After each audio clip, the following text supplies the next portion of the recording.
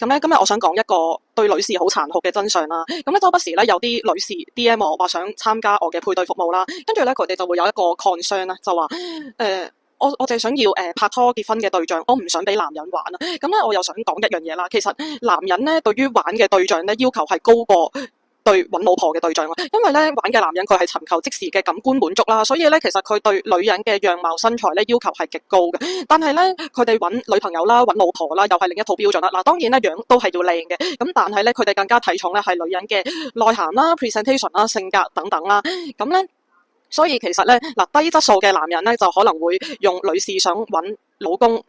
呢一個心理咧，就去呃女人個身體啦，呃女人感情啦。咁但係咧，對於質素高嘅男人嚟講咧，如果個女人個 standard 唔達標咧，即係 even 個女人肯俾男人佔便宜咧，男人都係會敬而遠之咯。所以咧，其實各位